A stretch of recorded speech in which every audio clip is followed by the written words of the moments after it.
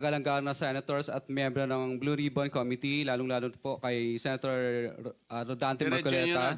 Diretso na. Number 15, sorry po. 16, paulit-ulit kaming ginamit ng mga nasa pwesto sa sistemang ito.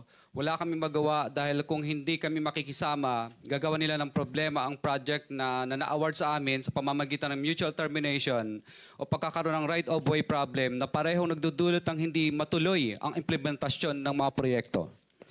Matapos naming manalo sa mga bidding, may mga opisyal mula sa DPWs ang lumalapit sa amin para humingi at kumuha ng bahagi niya sa halaga ng proyekto.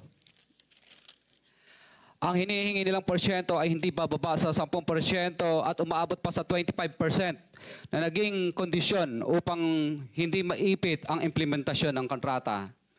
Ito ay binibigay namin sa kanila ng cash. Ang bawat transaksyon ay may karampatang voucher at ledger na nagsasaad ng mga araw at kung kailan nila ito natanggap.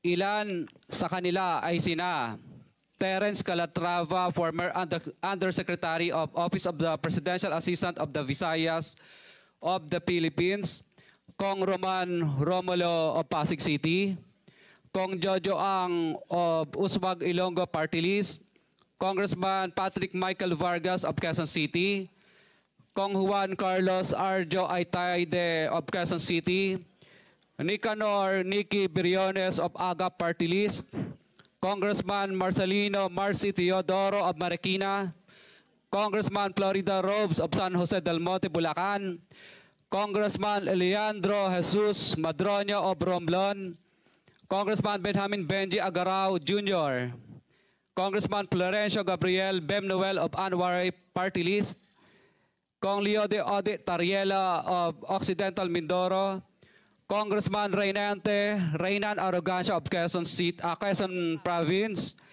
Kong Marvin Rillo of Quezon City, Kong Teodoro Haresco of Aklan, Kong Antonieta Yudela of Zamboanga, Sibugay, Kong Dean Asisio of Caloocan, Kong Marivico Pilar of Quezon City. 21. Mayroon ding mga kinatawa ng ilang politiko na nakikipagtakbo sa amin upang manghingi ng porsyento kapalit ng mga porsyento ng mga proyekto. Ang mga porsyentong ito ay 25% ay ipinipilit sa amin bilang karaniwang kalakaran na wala akong kakainang tanggihan. Ilan sa kanila ay sina Regional Director Eduardo Virgilio of DPW's Region 5, Director Ramon Ariola III of Unified Management UPMO, District Engineer Henry Alcantara, DPW's Bulacan First, Undersecretary Robert Bernal